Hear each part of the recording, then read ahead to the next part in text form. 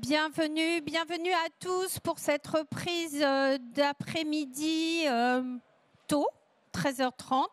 On a beaucoup de conférences qui démarrent pour un début d'après-midi chargé. On est sur le premier jour du Paris Coffee Show. Bienvenue à tout le monde. On a 19 conférences qui vont avoir lieu sur des sujets divers et variés. Et là, on est sur un domaine, donc la consommation à domicile. Donc ça peut aussi bien intéresser les futurs torréfacteurs, patrons de coffee shop, mais aussi le consommateur que nous sommes. Donc on va commencer dans quelques minutes. Je vais donner la parole à Alexis qui va animer cette table ronde. Consommation à domicile, comment choisir son extraction et son café. Donc vous allez voir que c'est une table ronde qui va nous permettre, qui devrait vous permettre en tous les cas de boire du bon café chez vous.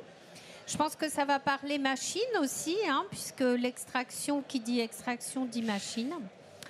Donc je vais passer la parole à Alexis et puis je vais vous laisser présenter le panel de nos experts.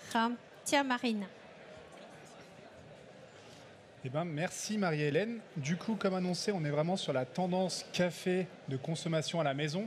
Donc on va parler café en grains, on va parler machine à café et méthode d'extraction. Donc moi je m'appelle Alexis Figini, ça fait maintenant 10 ans que je suis dans le café, que je connais à peu près tout le monde aussi dans le café ici autour de cette table. Et on va avoir des experts métiers. On aura Marine Moreau, donc directrice des cafés Jeanne d'Arc à Orléans sur la partie torréfacteur. On aura Philippe Gérald, donc, qui est expert machine à café chez Maxi Coffee, donc sur la partie extraction. Et finalement, Théo Chérier, qui est à son compte, formateur barista et consultant café, qui sera vraiment sur la partie barista en elle-même, sur l'extraction en tasse. On va commencer cette masterclass sur l'évolution du marché sur les 5 dernières années. On sait que le café en grains a connu un gros boom. On a fait un marché qui fait plus de x4 donc, en France. Et on va laisser nos experts en discuter en commençant par Marine Moreau.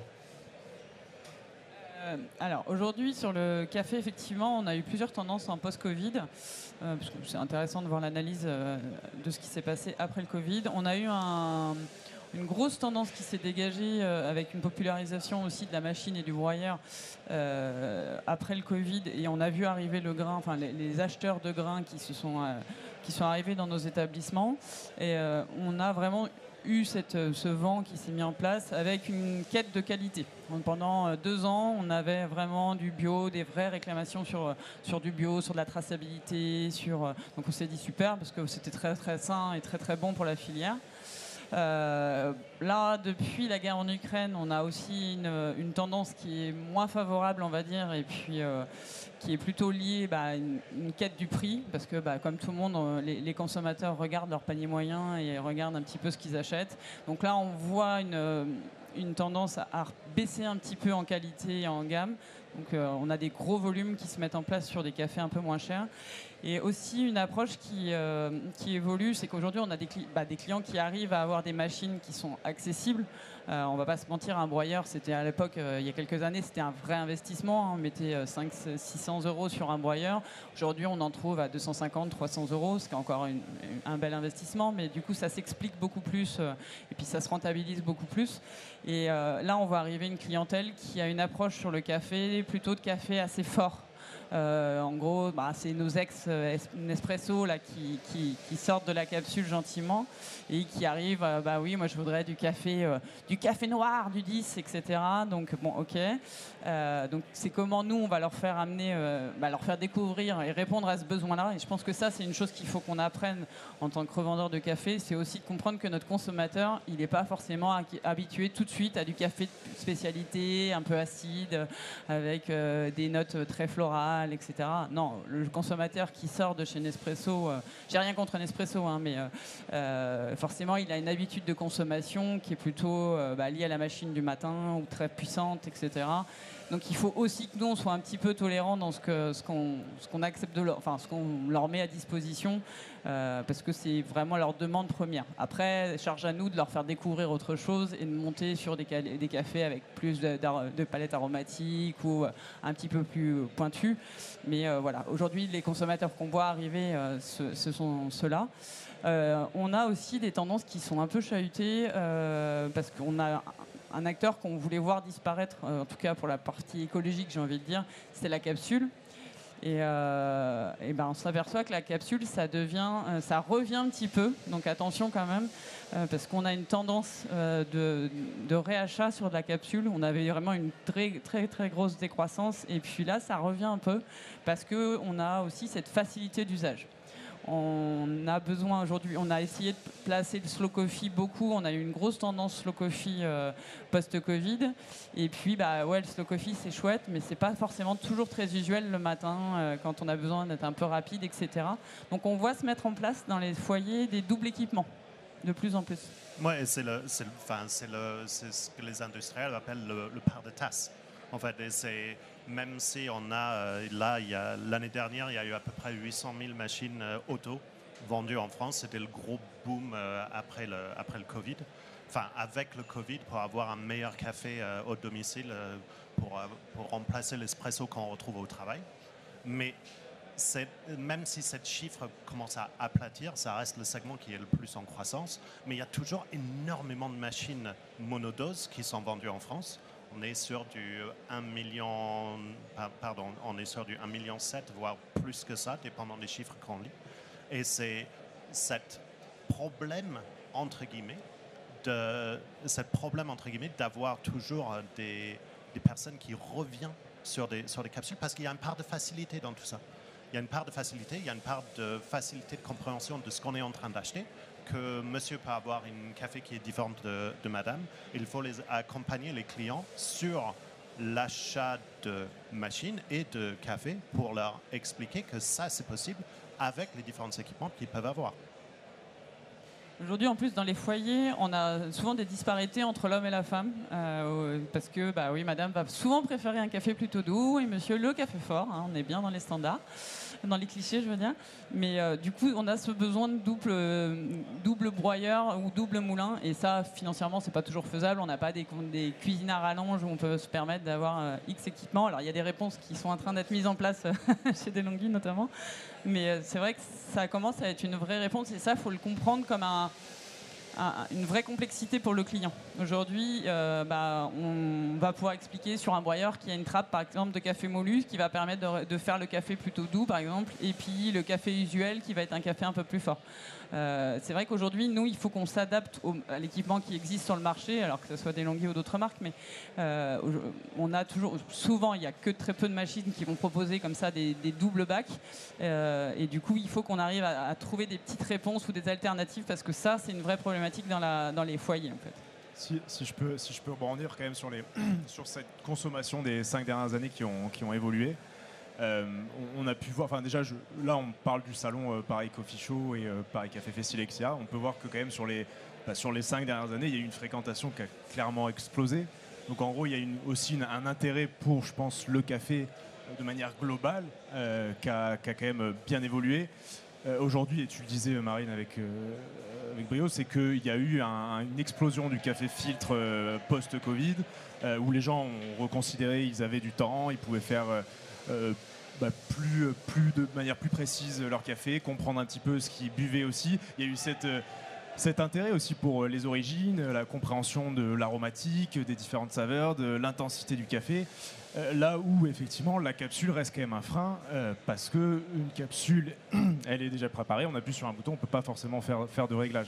Donc c'est aussi c'est une évolution, c'est une simplicité et ça permet le matin de vraiment faire son café sans se poser de questions. Par contre, derrière, ça reste limité parce que si on veut changer d'aromatique, de saveur, d'intensité, il faut changer de capsule ou changer de torréfacteur, etc. Mais le consommateur en lui-même, je pense, se pose la question, en tout cas sur la partie café, de qu'est-ce que j'ai dans ma tasse et qu'est-ce que j'ai envie d'avoir dans ma tasse. Après, effectivement, il y a une question de coût, il y a une question de temps aussi, parce que le matin, si on a une demi-heure pour boire un café, se préparer et aller au travail, c'est vrai que préparer un café filtre, ça prend direct 5 à 10 minutes, donc il faut aussi l'englober dans la routine matinale, ce qui n'est pas forcément évident.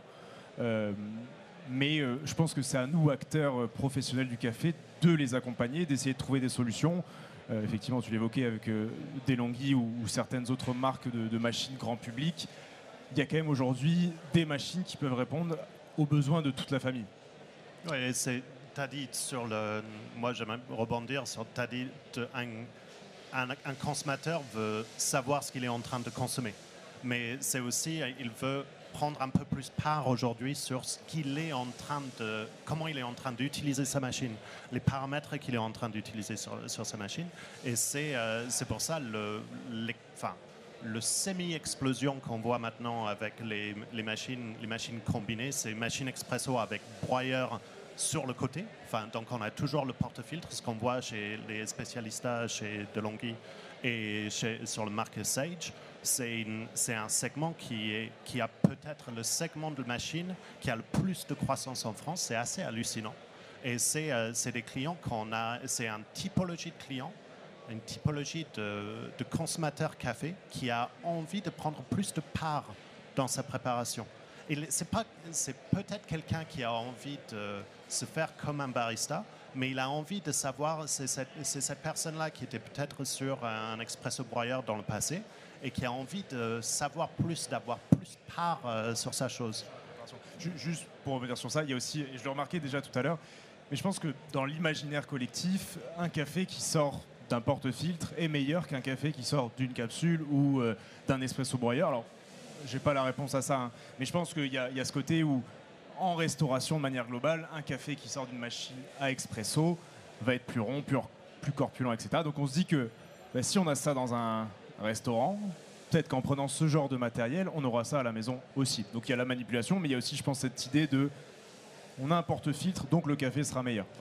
Et je pense qu'il y a aussi l'arrivée de la culture barista qui est en train de se mettre en France. Aujourd'hui, la France, c'était pas le pays qui était particulièrement barista dans l'âme. On est la culture du petit café noir bien serré dans les bars qui a un goût improbable. Et là, on commence à avoir cette tendance qui se met en place. Donc, on a aussi des clients qui se mettent à cette culture et qui ont envie d'apprendre à jouer avec la machine. On a eu des grosses campagnes de pub au moment du Covid notamment, enfin après, pendant le Covid et après, où les gens étaient chez eux, donc avaient le temps de jouer un petit peu au barista, et on voit cette culture, on le voit, toutes les campagnes de com en ce moment sont devenez barista à la maison, quoi. Et donc ça, je pense que c'est aussi, oui, on a l'impression de jouer un petit peu à la machine, on joue au barista et on commence à découvrir, à comprendre qu'avec une extraction, on peut faire des résultats à la tasse qui sont différents. Il y a des choses qui sont aussi... Aujourd'hui, le goût du café à l'extraction, ça, on en commence à avoir des clients qui, en fonction de la machine, on va pas avoir le même rendu à la tasse. Et du coup, ils ont envie de découvrir un petit peu ce qu'ils peuvent avoir. Ils sont assez curieux sur, voilà, avec un filtre, qu'est-ce qu'on a comme rendu, qu'est-ce qu'on a avec un porte-filtre, qu'est-ce qu'on va avoir avec un broyeur. Et ça, cette culture-là, je pense que c'est une culture qui est en train de se mettre en place. Aujourd'hui, les coffee shops, ça s'installe beaucoup dans notre paysage. C'était pas le cas jusqu'à présent. On allait dans une brasserie boire un café. On n'allait pas dans un coffee shop. Et toute cette culture-là, je pense que nous, professionnels du café, il faut qu'on voit l'évolution chez nos clients, en fait. Elle est en train de se mettre en place. Aujourd'hui, il est commun d'acheter des sucres de différentes couleurs, des sirops de différentes couleurs, du lait d'avoine, du lait machin, etc. Et on a ça chez soi. Donc je pense qu'il y a aussi cette tendance du métier de barista qui est en train de se développer aussi, cette approche-là. Qui a ses risques aussi, parce que plus il y a de réglages, plus il y a besoin de compréhension et de connaissances aussi, de compétences. Parce que c'est bien de pouvoir régler la taille mouture, c'est bien de pouvoir régler la quantité d'eau, de café, de température d'eau. Mais en fait, si je ne sais pas à quoi ça sert, je ne sais pas.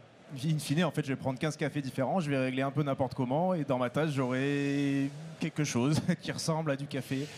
Donc faut faire attention aussi. Et c'est ça qui, je pense, a bloqué pas mal de consommateurs, c'est qu'ils sont passés sur de la machine combinée type spécialista pour DeLonghi ou Sage, etc. Et en fait, se sont rendus compte que mince, en fait, effectivement, qu'est-ce qui se passe quand je vais à droite, quand je vais à gauche, quand je mets plus ou moins de café, plus chaud, plus froid. Et peut-être que ça saoule, en fait. Au bout d'un moment, on avance et on se dit, le plus simple, finalement, c'est de retourner. Malheureusement, hein, mais... Après, nous, on fait dans la société dans laquelle je suis, on fait des ateliers auprès des particuliers. Et on avait jusqu'à présent plutôt des ateliers qui étaient remplis sur les origines. Et là, on a des ateliers qui sont sur comment faire un bon café, l'incidence de certains des réglages, etc. Et on voit bien justement que les gens sont curieux de comprendre Parce que c'est vrai que des fois, ils arrivent, ils ont détruit la programmation qui existait dans leur machine. Ils ont fait l'inverse sur le moulin, beaucoup d'eau, pas beaucoup d'eau, enfin bref. Et puis, ils ont des rendus à la tasse qui sont exécrables. Donc, il y a aussi, nous, notre force, ça va être d'introduire cette pédagogie. C'est vrai que jusqu'à présent, on l'a beaucoup fait sur les origines parce qu'on a découvert avec les capsules qu'il y avait des origines et qu'il y avait des pays de production. Là, maintenant, notre force, c'est de pouvoir présenter les origines, mais je pense que le travail d'accompagnement qu'on doit faire, nous, torréfacteurs, auprès du client, c'est aussi de lui expliquer comment extraire son café comme il faut. Et ça, la force du torréfacteur, pour moi, elle est là aujourd'hui. Parce que par rapport à la grande distribution ou des structures comme ça, c'est là qu'on va avoir notre valeur ajoutée. C'est cette compréhension du produit que le consommateur aujourd'hui, il attend. C'est le conseil en café, j'utilise, la première question, c'est vous allez l'extraire sur quelle machine? C'est une question que maintenant on pose aux clients, mais je n'ai pas l'impression qu'il y a 10-15 ans, c'était quelque chose qui était posé aux clients. C'est vous allez utiliser quoi comme machine? Alors on va regarder ces types de torréfaction-là qui sont adaptés à votre produit. Ensuite, c'est vous cherchez quoi? Vous cherchez à faire quoi dans la tasse? Comment vous avez réglé la machine? Et un petit conseil, une fois que vous avez vendu la poche, de penser à ce type de réglage quand vous êtes sur la machine. Et c'est cette proximité chez les torréfacteurs qui est géniale pour ça, c'est de pouvoir accompagner le client pour le réglage de la machine qu'ils ont. C'est vrai qu'on la question qu'on a maintenant, c'est voilà, quelle est votre typologie de machine, qu'est-ce que vous avez comme équipement? Et ça, jusqu'à présent, les gens, ils rentraient, c'était pas, ils sont surpris à chaque fois. Non, moi je veux la première question auquel ils s'attendent, c'est quel café vous souhaitez. Et c'est vrai que nous, on aborde plutôt ça avec la typologie de machine parce que l'orientation va pas forcément être la même. Et on sent bien que les clients sont surpris de plus en plus. Mais bon, ça c'est le côté chouette. Et du coup, quel est l'impact de ces nouvelles tendances de consommation du grain jusqu'à la machine et à la tasse, en parlant de toutes les nouveautés qu'on peut trouver dans le café, que ce soit du specialty ou du commodity, que ce soit de la fermentation? Ce sera intéressant aussi de découvrir cette tendance de consommation auprès du consommateur et à travers la machine et l'extraction. Moi, je pense qu'aujourd'hui, il y a un point que je voulais relever et qui concorde bien, c'est qu'aujourd'hui, il y a une envie de compréhension. Là où avant, c'était recherche peut-être du prix ou peut-être d'une origine sans vraiment savoir ce qu'est un Brésil, quel est le profil aromatique d'un Brésil, d'un Colombie. Aujourd'hui, il y a une idée de comprendre ce qu'on a dans la tasse et d'essayer de le maîtriser. Toutes ces évolutions qu'on a eues ces 10-15 dernières années entre l'évolution du matériel, l'évolution des techniques de barista, ce côté aussi un petit peu plus pointu. Et en fait, il nous faut des gens pointus parce qu'en fait, ça nous amène aussi vers une meilleure qualité, à pousser le consommateur à se dire « Ok, maintenant, qu'est-ce que moi je veux, qu'est-ce que j'aime et comment je peux le faire? Comment je peux le réaliser à la maison ?» Les évolutions, pour moi, c'est ça. C'est en fait une meilleure compréhension, une envie d'aller plus loin et d'avoir quelque chose de bon dans la tasse, et aussi cette idée de faire les choses de manière sensée, de comprendre est-ce que le producteur a été rémunéré de la meilleure des manières, est-ce que l'import a été fait de manière écologique, etc. Et il y a plein d'entreprises qui sont sur le salon notamment aujourd'hui, qui vont dans cette direction de mieux consommer, mieux produire, même sur les machines, et je pense qu'on va dans cette direction. Après, il y a toujours des limites économiques, il y a toujours des limites de volonté et de... Après, là, moi, je mets un point d'alerte, c'est de faire attention à quel est le client qu'on récupère.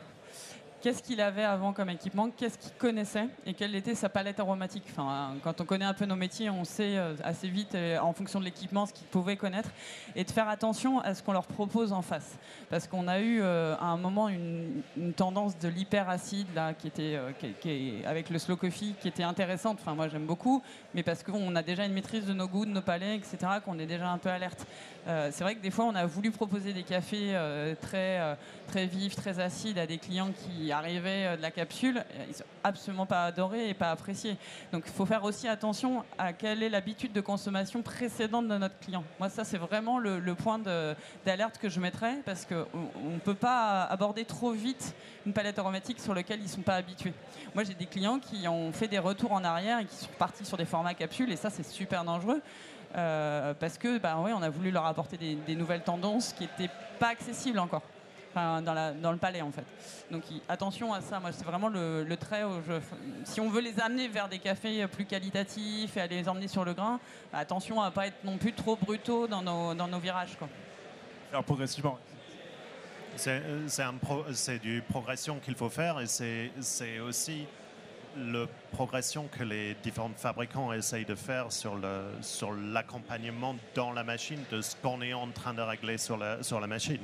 C'est parce que, comme tu as dit, il y a énormément de clients qui arrivent à prendre un café qui est adapté pour du slow coffee, ils mettent ça dans un espresso broyeur entrée de gamme et ils ont quelque chose qui sort à la fin qui est imbuvable et tout le monde doit reconnaître que c'est imbuvable que personne a réussi à sortir. C'est pas possible. Et c'est aussi le rôle des fabricants de dire voilà la typologie de café qui est adaptée à la machine que vous avez pris. Mais c'est aussi l'intelligence qui sont dans les machines, certes un peu plus chères, qui sont du coup pas forcément adaptées à ce client qui va faire l'erreur. Donc c'est là où il y a un peu de complexité dans l'affaire. C'est de dire voilà comment on va configurer votre café pour vous. Et c'est les accompagnements qui sont sur les DeLonghi, le Prima Donna Sol avec son Coffee Maestro. Il y a la même chose, il y a les équivalents sur les combinés Sage qui vont prendre les niveaux. Il y a l'équivalent sur la combinée Ninja qui vient de sortir au Royaume-Uni qui va conseiller les différents niveaux de torréfaction, les différents niveaux de position de broyeur basés sur l'extraction et comment ça s'est passé. C'est les industriels des machines sont en train d'essayer d'aider à configurer la machine pour le café que le client est en train d'acheter. Mais il y a quand même un grand rôle du torréfacteur, du vendeur de café, de dire qu'est-ce que vous êtes en train de faire avec et quel est le profil que vous cherchez. Après, tu nous posais la question là tout à l'heure sur les différentes, on va dire les différents process de traitement, on va dire sur les cafés fermentés, etc. C'est vrai qu'on on fait découvrir des palettes aromatiques qui sont très variées maintenant à nos clients parce qu'entre un honnête, un nature, on a des richesses de traitement dans les process de traitement qui sont maintenant super intéressantes à faire découvrir. Et ça, je pense que il faut que c'est notre job d'introduire ces cafés-là. Après, il faut comprendre le consommateur parce que c'est vrai que quand on arrive avec des process fermentés avec des fruits ou des choses qui ont des goûts très lactés, très particuliers. Bon, ça peut être intéressant. Attention à qui on a en face, quoi. C'est juste, il faut vraiment donner la pédagogie et expliquer, donner du sens à ces nouveaux procédés. Parce que par contre, il y a une vraie demande de découverte de nouveaux goûts. On a une sensibilité des clients à la palette aromatique.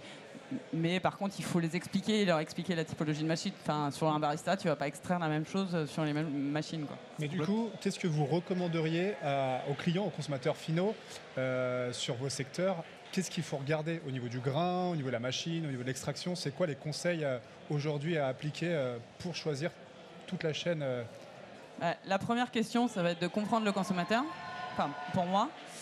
C'est-à-dire de savoir qui j'ai en face de moi. Et puis derrière, on va aller adapter la typologie. En fonction de l'équipement qu'il va avoir, on va avoir une évolution. S'il aime des cafés très acides, plutôt vifs, s'il va aimer des cafés plutôt puissants, plutôt amers. Et puis comprendre d'où il est, ça pour moi, c'est les premières questions à adapter.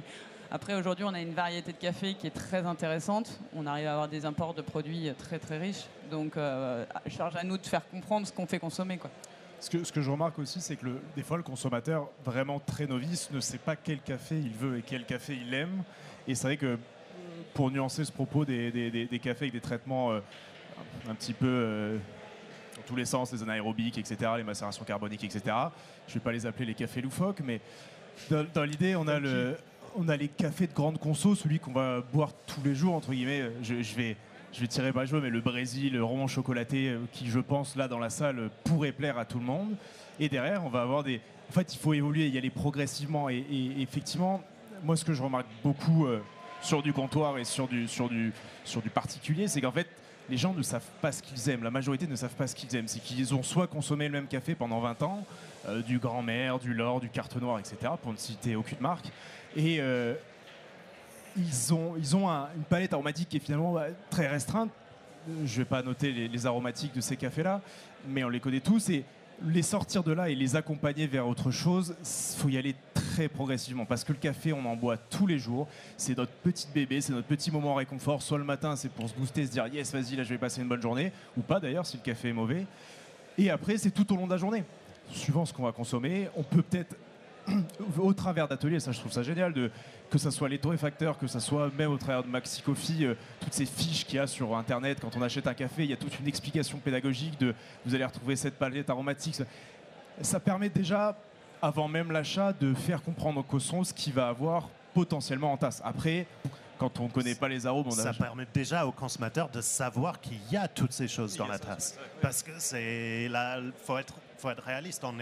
Il y en a énormément de gens qui sont en train d'acheter des machines qui sont pas très chères, qui sont en train d'acheter des machines filtres qui sont pas très chères, et qui sont en train de consommer du café qu'ils ont acheté en supermarché, qui est pas forcément très très bon. Et qui ne savent pas qu'il y a tout cette palette aromatique qui existe.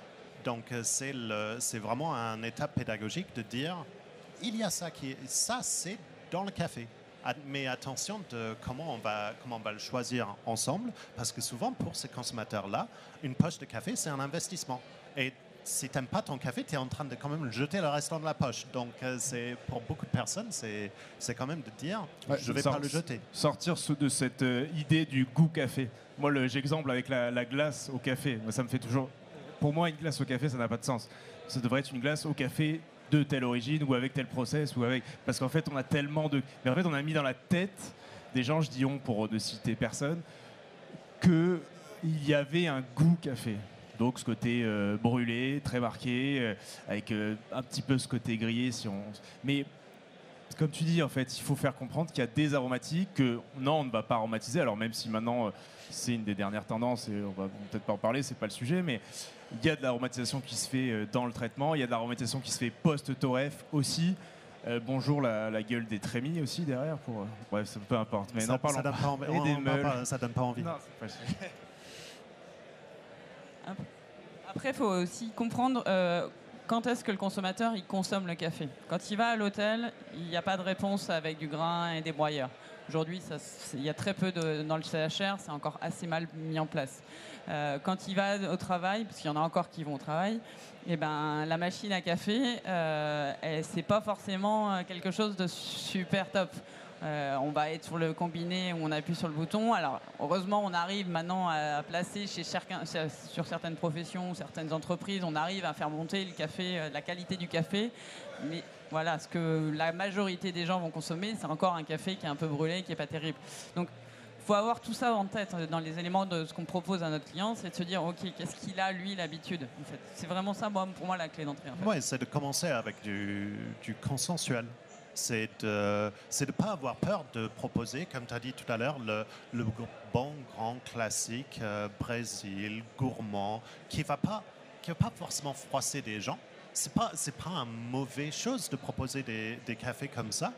On n'est pas obligé d'aller dans du fermenté, goût fruits rouges ultra prononcé qui va peut-être faire un peu peur à certaines personnes. Si vous avez bu des cafés comme ça en espresso, ça peut faire un peu peur pour quelqu'un qui est habitué au surbrûlé de la machine qui est à l'entreprise.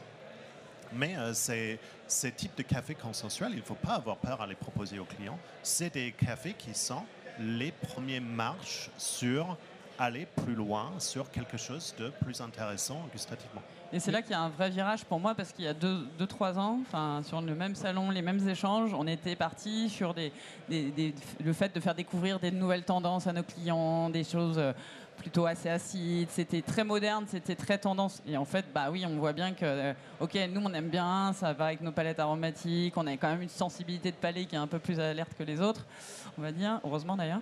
Mais c'est pas le cas du consommateur. Voilà. Et d'ailleurs, j'aimerais bien qu'on ouvre cette porte, ces cafés loufoques, plutôt funky, je dirais, parce que c'est positif, d'un point de vue consommateur, d'un point de vue machine, d'un point de vue extraction, où on en est et vers quoi on tend. Moi, je dirais qu'on va y arriver. Ça va prendre beaucoup de temps. Après, il faut aussi se dire que la conso globale, ça reste quand même des aromatiques qui ne font pas peur, on va dire. Donc, ce côté chocolat, noisette, rond. On peut y arriver aussi en créant des expériences.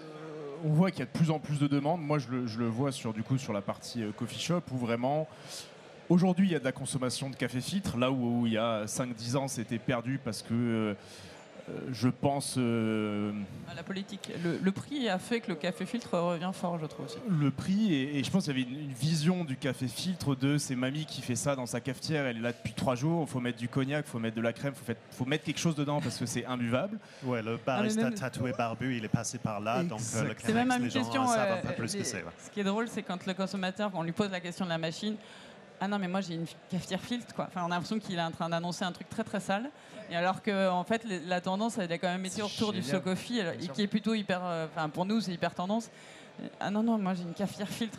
Non mais c'est pas sale, c'est pas grave. Enfin ça peut être, on peut aussi avoir du bon café avec un café filtre. Complètement.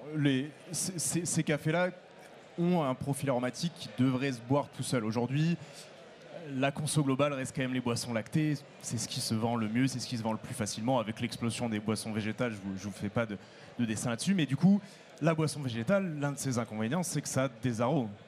Entre guillemets, ça, par exemple, l'avoine, ça va avoir le goût de grain, l'amande, il n'y a pas trop de dessin. La noix de coco, ça va flinguer le café. Donc en fait, il y a des alternatives de boissons qui peuvent faire rentrer sur ces cafés que j'ai appelés loufoques, mais plutôt funky, tu as raison, il faut le voir de manière positive, mais qui peuvent faire peur. Et c'est pareil, je viens d'une conso de café dit standard et je passe à un process anaérobique ultra fermentaire sur des notes de fruits rouges. Je peux aussi me dire, c'est ça le café de spécialité ?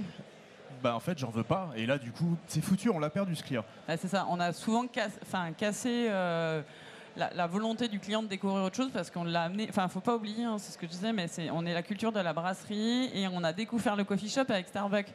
Donc en vrai, du coup il y a quand même, soit c'est des trucs très foncés, très breux, enfin très cuits on va dire, avec beaucoup de sucre, de l'arôme, etc.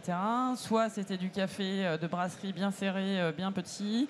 On n'avait pas encore cette culture du goût sur le café.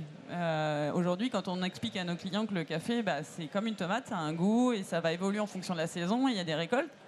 Comment pour eux, c'est impossible tout ça. Donc c'est cette pédagogie-là aussi qu'on a besoin de partager, d'introduire avec nos clients pour que, oui, on puisse à un moment les amener sur des choses avec des process un peu atypiques. Et puis, il ne faut pas oublier qu'on a des producteurs derrière, qu'aujourd'hui, les producteurs, les process hyper complexes, ils les aiment bien, mais pas toujours, hein, parce que c'est des tendances qui vont des fois les bloquer aussi dans leur production. Donc, il faut aussi être un peu correct avec ce qu'on veut aussi faire à nos producteurs. Parce que c'est des trucs très tordus qui vont leur pourrir un peu leur production. Je pense qu'il y a une notion d'éthique aussi dans le monde du café qui est en train de se mettre en place. Et si nous, petits torréfacteurs, artisans, on ne fait pas ce job-là et on ne fait pas attention à notre producteur, je pense qu'on a loupé un coche aussi. Hein. Il y a aussi le problème que la plupart de ces cafés funky, comme tu as dit Théo, sont assez difficiles d'extraire en fait. C'est difficile de trouver, même si on est barista expérimenté, on a une belle machine avec un bon moulin, on est un groupe déporté, on est en train de faire ça correctement dans les règles de l'art, on peut sortir un truc qui est affreux. Donc imagine la personne qui est chez eux avec une petite DeLonghi entrée de gamme, vous avez vendu des tonnes de cette machine, donc on sait tous lequel on parle. C'est le client qui a cette machine, il ne pourrait pas sortir quelque chose de bon avec ce café. Ça demande trop de maîtrise. Ça demande une maîtrise que la machine ne peut pas fournir. Et c'est là où les questionnements de vous avez quoi comme matériel et de savoir le niveau de funky où on peut amener le consommateur, c'est très important. Ça, pour moi, il y a eu un vrai virage. Ouais, ça fait une transition assez naturelle sur du coup quelles vont être les évolutions à tous les niveaux, du grain jusqu'à la tasse, dans les 5, 10, 15 prochaines années à venir. Si je commence sur les machines, ça va forcément être plus dans les réglages. C'est d'avoir d'avoir plus de steps dans les moulins, des steps de moulins utiles pour des expresso broyeurs. Ça va déjà être le premier chose. On voit déjà l'évolution vers plus de précision dans les moulins. C'est d'avoir des industriels en matériel qui ont un meilleur respect du produit final, ce qui est en train de sortir, parce qu'ils sont en train de faire plus attention maintenant de ce qu'ils faisaient il y a 5-10 ans. Et ils sont en train de mieux respecter le grain, mieux respecter la mouture qui est en train de sortir et mieux respecter le résultat en tasse qui est au final. Et ça par les matériaux qu'ils sont en train d'utiliser dans les machines et aussi par les différentes recettes qu'ils sont en train de proposer et les différentes fonctionnalités sur les machines. De voir plus de choix sur les pré-infusions, sur les expresso broyeurs. Il y a 5 ans, ces choix-là n'existaient pas. Les systèmes multipack, on les voit sortir de plus en plus pour avoir plus ce choix entre son café, d'essayer de reproduire ce modèle Madame M café X, Monsieur M café Y. C'est ces systèmes-là qu'on va voir de plus en plus. Et ça, côté expresso broyeur et côté plus machine combinée, parce que je reste persuadé que c'est le segment qui va croître le plus ces prochaines années. Et on voit ça chez les industriels fabricants aussi. Tout le monde est en train d'investir dans ces machines combinées, porte-filtre avec moulin intégré à la machine. Et ces machines-là vont partir plus dans l'accompagnement du client pour régler son dose. Parce que faire un dialing in, pour la plupart des clients, c'est chiant et ils ne vont pas le faire. Donc, ces machines qui vont aider sur le dialing in, on va en voir de plus en plus pour arriver à avoir ces expressos qui ont une meilleure qualité de ce qu'on peut sortir sur un expresso broyeur, pour avoir un expresso qui est plus proche de ce qu'on peut avoir chez les coffee shops et des machines qui sont plus capables de sortir ces cafés qui sont un peu plus compliqués à sortir. Et moi, je trouve ça génial que les industriels des machines sont en train de partir dans ce mouvement-là pour essayer de partir, de comprendre ce qu'ils sont en train de livrer beaucoup plus. Je trouve ça excellent de donner plus de main aux clients pour comprendre et pour actionner des choses sur leur café. Excuse-moi, je trouve ça assez intelligent aussi en tant que constructeur machine, d'aller dans cet accompagnement, dans cette pédagogie de la clientèle. Et on voit notamment, je pense, moi je ne vois pas le futur, mais je pense que l'intelligence artificielle va rentrer petit à petit dans tous nos appareils ménagers à la maison. Et pour le mieux, parce que ça peut aider aussi le consommateur à faire ses programmations de typologie de café avec toute une base de données. Je sais pas comment ça va évoluer, mais l'idée, c'est peut-être aussi de s'appuyer sur cette intelligence artificielle pour, sur la partie expresso, en tout cas, faire évoluer le milieu et faire plus facilement comprendre au consommateur comment régler sa machine, comprendre quel café il aime aussi. Ça peut être un des axes de futur sur le café. C'est des choses qui commencent déjà à arriver chez certains constructeurs. Je pense notamment, tu en parlais tout à l'heure, au BinAdapt. Ouais, il y a le BinAdapt, il y a les choses qui se passent chez Sage qui sont excellentes sur le dosage et le conseil de mouture. Il y a des choses qui se passent sur des machines encore plus professionnelles chez Simonelli et Victoria Arduino sur les corrections de moulins semi-automatiques basés sur la vitesse d'extraction. Et même sur du domestique. Si vous n'êtes pas allé voir des vidéos sur la machine Ninja, je vous invite d'aller voir. C'est très intelligent ce qu'ils ont fait. Ces choses-là pour accompagner le client à faire son dialing in. Ça, c'est les prochaines choses qui vont vraiment prendre une grosse place sur les machines domestiques. Après, je pense qu'il y a un petit effet d'aubaine quand même en tant que vendeur de machines et de café, c'est qu'aujourd'hui, on a quand même des gens qui vont upgrader sur la qualité de la machine, mais aussi des gens qui ne peuvent pas se le permettre et donc qui vont vraiment avoir ce double équipement. À la fois la machine de tous les jours et la machine pour le week-end. Et ça, c'est là où on peut aussi nous faire découvrir des nouvelles tendances, des nouveaux process. Et je pense que ça, c'est un petit effet d'aubaine qui est sympa pour aussi faire découvrir des cafés de spécialité et marketer un petit peu que le moment du dimanche. Moi, très souvent, je vends le café de la semaine et le café du week-end, ou le café plaisir. Le café où on accepte de mettre un petit peu le prix et puis on le positionne avec les copains et on en parle. Et moi, je trouve ça assez chouette, c'est que le café aujourd'hui, c'était un café de consommation courante, on le consommait, on s'en rendait même pas compte. Et puis là, il y a peut-être le café dont on peut parler. Et je pense que ça, c'est aussi un petit effet qui peut être sympa à marketer. Complètement. Il va falloir qu'on continue aussi nos efforts pour former tous les restaurateurs et la partie professionnelle de l'univers café. Après, on le voit, tu dois le voir en tant que torréfactrice, mais il y a quand même beaucoup plus aujourd'hui de restaurateurs qui prennent le virage de choisir leur café, choisir leur machine, que juste laisser le choix à un distributeur, parce qu'ils voient aussi cette tendance de coffee shop, de compréhension de cette partie-là. Après, il va falloir que tous on soit, je pense, main dans la main pour faire de la formation, des ateliers, de la sensibilisation, parce qu'on en est encore super loin. On en fait super loin. Je dis pas qu'il faut tous consommer du café de spécialité 90 points et plus, et on n'a déjà pas tous les moyens, pas tous l'envie non plus. Tu peux peut-être déjà répéter qu'est-ce qu'un café de spécialité? Oui, tout à fait. Un café de spécialité, c'est trois choses. Ouais, bonne question.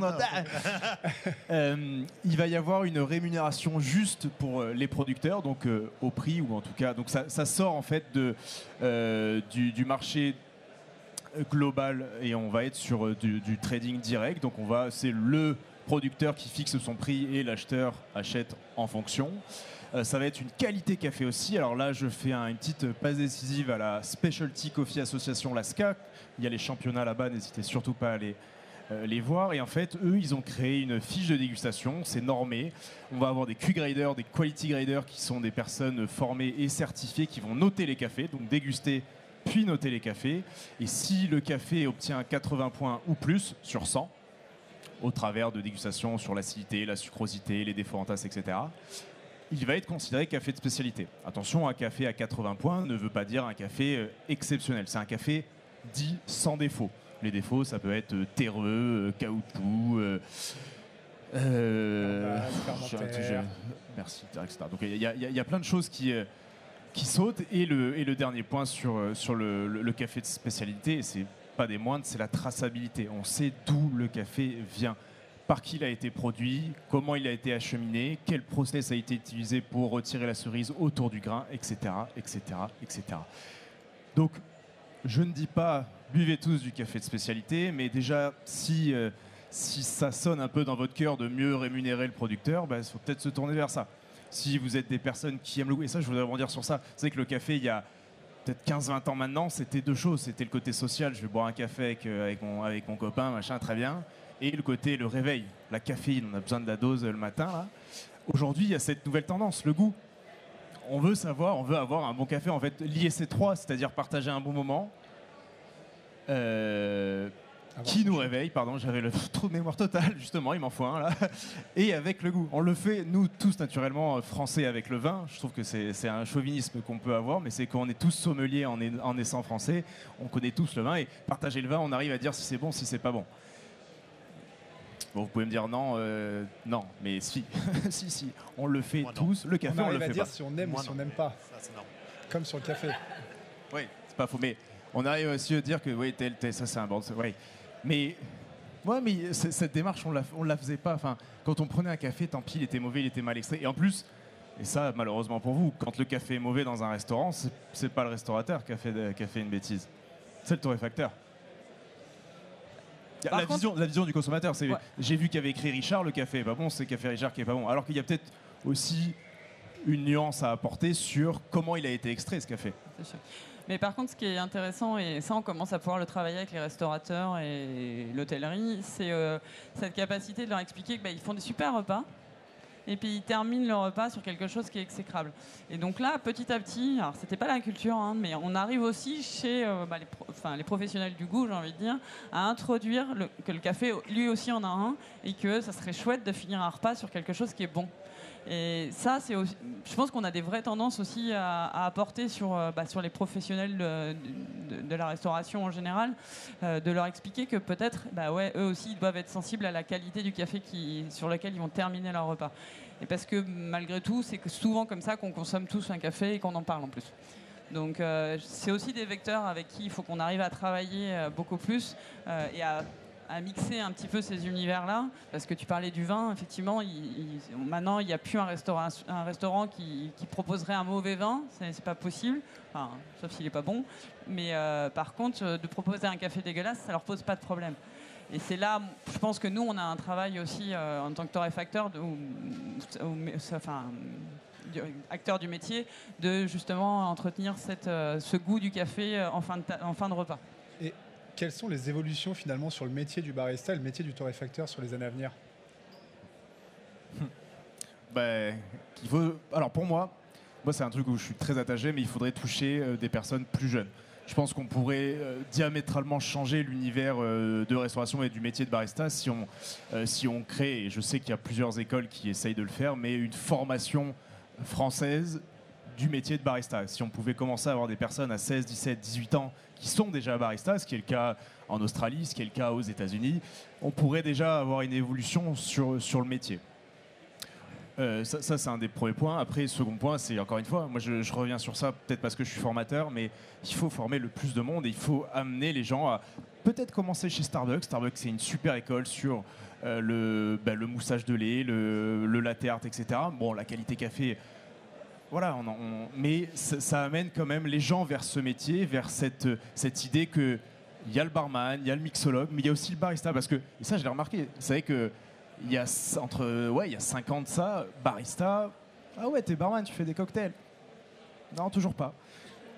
Je suis spécialiste café. Et aujourd'hui, c'est vrai qu'on a beaucoup moins la question. C'est vrai que le métier de barista, quand même, rentre un peu plus dans l'image. Parce qu'il est souvent bar 4. Wagon 4 au bar pour servir le café dans un train. Oui, c'est vrai, tout à fait. Mais ça démocratise finalement ce wording qui est hyper important pour nous et très propre à notre métier, ou en tout cas à notre secteur, qui est très peu connu de tout le monde. Bien sûr. Dans le TGV, par exemple. Allez voir le barista. Et sur le métier de torréfacteur, ce qui est arrivé, il y a une dizaine d'années, on avait une tendance à partir sur le café assez acide, qui était très liée à Paris. On avait une tendance comme ça, un peu novatrice, qui était de café hyper acide. Je pense qu'en province, on a eu plus de réticence et on a un peu bien fait. On a quand même des cafés qu'on torréfie un peu moins clair. Parce que effectivement, l'hyper acide, c'est pas au goût de tout le monde, c'est novateur, etc. Mais on a quand même vu un virage se mettre en place où les gens, non, trop acide, ça plaît pas, quoi. Donc on revient à quelque chose je pense, de plus modéré, de plus équilibré dans la torréfaction. De toute façon, c'est incroyablement régional, la consommation de style de torréfaction en France. On part plus vers l'Italie, c'est vraiment des cafés français qui sont là. Plus qu'on part autour de Paris, on est vraiment sur des choses un peu plus light, un peu plus acidulées. Sur des choses vers le nord et vers le Bretagne, on reste beaucoup plus sur du consensuel. Tout le côte ouest, on est sur du consensuel. C'est très très régional sur les couleurs de torréfaction.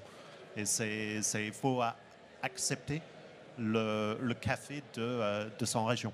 C'est accepter. C'est accepter que votre consommateur cherche un style de café et qu'il faut l'accompagner sur ce style et le faire bouger progressivement vers quelque chose qu'il va probablement aimer plus. Et c'est parce que souvent, le consommateur, il boit ce café parce qu'il a toujours bu ce café. Parce qu'il a toujours acheté chez cette marque. Et du coup, il pensait que c'était bon et c'est ce qui lui convenait. Et il faut lui changer ses habitudes doucement. Et du coup, quels seraient vos conseils aujourd'hui pour tout le monde pour améliorer donc, son extraction à la maison, améliorer son choix dans le café, améliorer son choix dans la machine? C'est aussi des points qui sont importants à donner. On en a parlé tout au long, mais on a parlé d'où on vient, où on est, où on va aller, mais comment aujourd'hui un consommateur doit penser pour choisir un équipement qui lui correspond. Déjà, c'est de savoir est-ce que vraiment j'aime l'espresso? Parce que c'est une question qui est importante à se poser. Est-ce que j'aime l'espresso? Est-ce que j'ai envie d'acheter une machine espresso? Ensuite, c'est comment j'ai envie de me faire chier. Pardon, c'est aussi simple que ça. Est-ce que je pars sur une machine expresso broyeur où je vais aller appuyer sur un bouton, ça va tout faire pour moi? et où est-ce que j'ai envie de prendre un peu plus la main sur ce que je suis en train de faire. Je ne dis pas d'aller acheter une machine 61, de faire tout soi-même, mais il y a des très bonnes machines qui existent maintenant en relativement petit prix pour faire l'acte du barista soi-même. Il existe aussi le client, il est toujours filtre, parce que le filtre électrique n'est pas mauvais, même si on vend beaucoup de V60 de Chemex, on va toujours dire que c'est mieux. Les machines filtres électriques, il y a des bons qui existent sur le marché. C'est de conseiller de choisir la typologie de boisson que j'ai envie de faire et comment j'ai envie de faire mon café moi-même. Est-ce que j'ai envie de le faire ou est-ce que j'ai envie de laisser tout ça à une machine? Et ensuite, il y a beaucoup de questions de budget par rapport à tout ça. Et c'est parce que tous ces types de machines sont un fort investissement. Faut être honnête. C'est toujours moins cher que la dosette, même après un an. Mais c'est un investissement. C'est de regarder sur YouTube les différentes vidéos qui existent sur les machines, de savoir est-ce que cette machine s'est adaptée à moi et à ma consommation. C'est quelques heures à se passer sur YouTube pour regarder les différentes choses. C'est assez pour s'informer et de faire son choix sur un équipement qui est adapté. Mais quels seraient tes conseils aujourd'hui pour recommander à un consommateur, disons lambda français, qu'est-ce qu'il doit regarder? Est-ce que c'est le moulin? Est-ce que c'est la largeur de gamme dans la boisson? Est-ce que c'est la possibilité de régler la quantité de café à moudre? Moi, personnellement, quand je conseille quelqu'un, c'est génial. Quand moi, je conseille quelqu'un, je leur dis, va sur la chaîne Maxi Coffee, tu vois moi et mes copains. Plus sérieusement, non, je lui demande qu'est-ce qu'il a vraiment, comment il a envie de s'embêter. Est-ce que c'est quelqu'un qui a envie de s'embêter de faire des réglages sur sa machine? Parce que c'est pas le cas de tout le monde. Pour beaucoup de gens, on a dit tout à l'heure, le café, c'est mon café du matin. Je prends, ça me réveille parce que tout le café, tout autre moment de la journée, je vais le boire quelque part d'autre et c'est quelqu'un d'autre qui va s'en occuper. Donc, il y a beaucoup de gens qui n'ont pas envie de s'embêter. Donc, c'est des machines qui vont faire le plus de choses automatiquement possible, où je ne peux pas aller contrôler la pré-infusion, où je ne vais pas aller faire des jeux sur l'intensité, des choses comme ça. C'est des machines comme ça que je vais conseiller. Ensuite, c'est la question de est-ce que tu prends en boisson lactée ou pas, est-ce que pour avoir des choix sur les carafes, etc., pour les mousses de lait automatiques, des technologies qui sont là-dedans qui sont très différentes de fabricant en fabricant. Donc, c'est de conseiller sur cette partie-là. Et mais c'est vraiment sur qu'est-ce que vous allez boire comme boisson. Est-ce que c'est je prends que de l'espresso ou c'est je veux du cold brew, je veux aller plus loin. Et ça, c'est des vrais choix. Après, ce qui est aussi important, c'est que nous, on raisonne avec une palette aromatique qu'on présume. Mais aujourd'hui, le client, on est incapable de savoir ce qu'il aime réellement et quelle est sa palette aromatique. Donc, je pense qu'au démarrage, quelqu'un qui arrive dans nos établissements, moi, je commence toujours par quelque chose de très standard. Et après, on va évoluer. Moi, je l'invite à noter ce qu'il a ressenti. Est-ce que c'était trop acide pour lui, pas assez amer, trop... Bref, qu'est-ce qu'il en a ressenti? Parce qu'aujourd'hui, moi, je ne peux pas préjuger de ce que connaît le client et de son palais. Et après, de là, on va pouvoir avancer avec lui. Et puis, c'est l'occasion de le revoir et de travailler avec lui la gamme de café qu'on va lui proposer. Mais au démarrage, moi, je propose toujours des cafés assez standardisés au final. Ça ne sert à rien de partir dans des... Parce que des clients qui vont arriver en disant « je veux un café très fort », mais est-ce que c'est vraiment très fort dans l'expression de ce que nous, on interprète? Je ne sais pas. Donc, j'ai envie au démarrage, si mon client qui rentre dans la boutique, moi, c'est toujours des cafés très, très simples, en fait. Je ne mets pas de complexité. Et après, on travaille la complexité, on travaille la palette aromatique, on va monter, etc. Mais au démarrage, sur le café, on va juste essayer de l'adapter à la machine, déjà, pour que ça ne soit pas trop mal à l'extraction. Et ça sera déjà un bon... Un petit médium plus gourmand, ça fait toujours plaisir à ce type de clients-là. Donc, c'est un bon étape de démarrage de est-ce que tu l'as aimé? Est-ce qu'on peut maintenant essayer ceci, de changer peut-être un niveau de torréfaction ou de changer légèrement vers quelque chose, peut-être il a trouvé ça pas assez fort, il faut aller plus vers le boisé ou épicé, ou est-ce qu'il a cherché quelque chose avec un peu plus d'acidulé, d'aller plus vers les fruits jaunes ou les fruits rouges. C'est ces choses-là où il faut échanger avec le client. Et du coup, donc, j'ai choisi mon bon café, en tout cas celui qui me correspond. J'ai choisi ma machine. Quelles vont être les clés pour faciliter ou améliorer en tout cas son extraction? Qu'est-ce que le consommateur doit regarder facilement, ou pas d'ailleurs, pour améliorer son résultat en tasse? Je pense qu'il faut qu'il, d'une part, se renseigne. En fait, ça tourne un petit peu en rond, mais être autodidacte dans le café sans lecture, sans visionnage de vidéos, de tutos, c'est assez complexe et ça prend du temps, ça prend de la matière aussi. Quand je parle de matière, ça demande beaucoup de café. On peut se faire des tests et il y a quand même des limites aussi budgétaires. On n'en parle pas depuis tout à l'heure, mais c'est vrai que en fait, il y a le budget aussi sur la sélection du qu'est-ce que je peux avoir à la maison pour consommer mon café à la maison. Il y a au bout d'un moment l'argent qui rentre en ligne de mire et il y a des choses qui sont faisables, j'aurais envie de dire, sur par exemple, j'aime les boissons lactées, mais j'ai pas les moyens de m'acheter une machine avec une buse vapeur. Il y a des techniques qui existent, qui sont beaucoup moins chères, qui permettent d'aller vers ça. Alors bien sûr, c'est moins qualitatif, mais il y a des manières de peut-être contourner aussi les achats importants sur des machines à 700, 1000, 1500 euros. Et peut-être combiner un peu toutes ces envies. Si une personne veut et du filtre, et de l'expresso, et de la boisson lactée, on peut peut-être combiner ça avec différents matériels. Je pense notamment à une cafetière à piston. Je pense on a tous une cafetière piston à la maison. On peut faire du filtre. On peut faire un filtre très, très, très, très fort, très serré, ou pour faire un simili, j'entends un simili de très, très loin, expresso, et on peut faire de la mousse de lait. C'est un peu une machine tout-terrain. Et ça à partir de 20 ou 30 euros. Mais on peut accompagner dès l'étudiant, dès la personne jeune.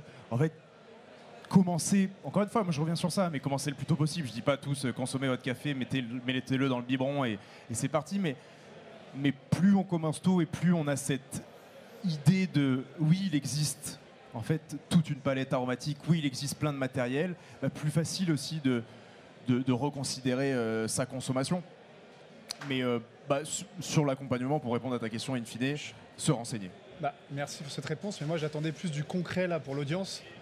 Qu'est-ce qu'on va aller chercher en termes d'eau? Quel est l'impact de la température, la finesse de la mouture, tu vois, essayer d'aider aussi les consos à comprendre si je fais ça, comment ma tasse va être impactée. D'accord, okay. Les trucs simples. Ouais, ça marche. Les petits conseils assez simples. Le premier que j'aurais à donner, c'est sur la taille mouture, évidemment. Je pense qu'on le bassine peut-être ou pas, mais l'impact de la taille mouture, donc le grain quand il est moulu, va avoir un impact gustatif sur les saveurs, donc l'acidité, la sucrosité et l'amertume. Et en fait, le café, c'est une jauge.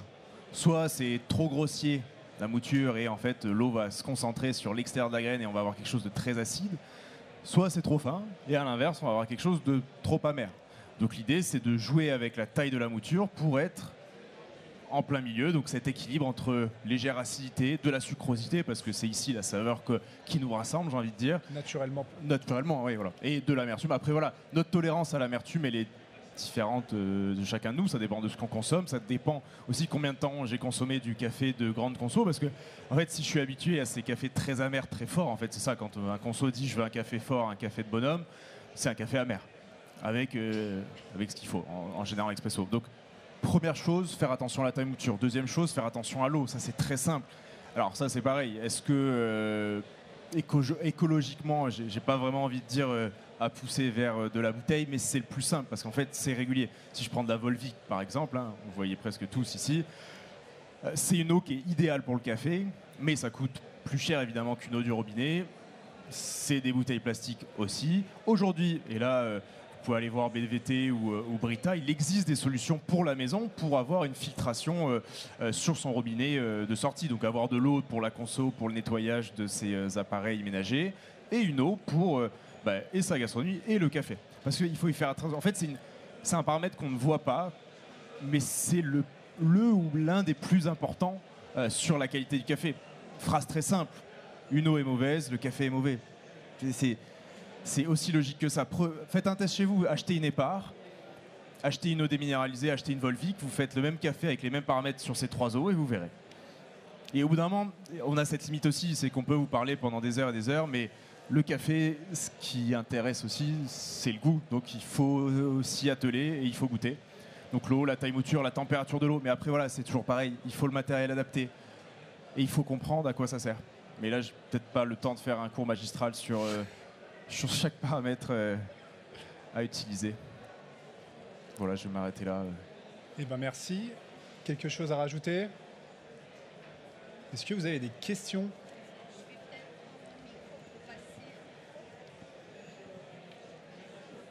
Qui veut poser une question?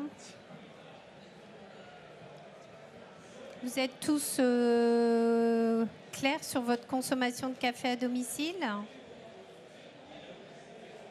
Bah écoutez, s'il n'y a pas de questions, moi j'en aurais peut-être une, ça serait une question conclusion. C'est peut-être pour bien consommer son café à domicile, aller voir son torréfacteur et discuter avec lui. Vous avez vu que la torréfaction joue un rôle primordial et que votre torréfacteur artisanal est celui qui va pouvoir vous conseiller le mieux sur à la fois le choix de votre café, les méthodes d'extraction, la qualité du café à acheter et la façon de l'extraire. Je crois que c'est vraiment le message qu'on porte au collectif café, c'est les bons artisans font du bon café. Et donc les torréfacteurs sont là pour vous aider dans votre choix. Vous avez vu, il y a beaucoup d'enjeux et beaucoup de choses à comprendre, mais avec des questions très simples comme Philippe vient de les évoquer. Je pense qu'on peut tous arriver à boire un café excellent chez soi et puis découvrir des terroirs et des goûts super. En tous les cas, merci beaucoup à tous. Merci Alexis pour cette table ronde. Merci aux intervenants, aux experts et on les applaudit bien fort. Merci. Merci.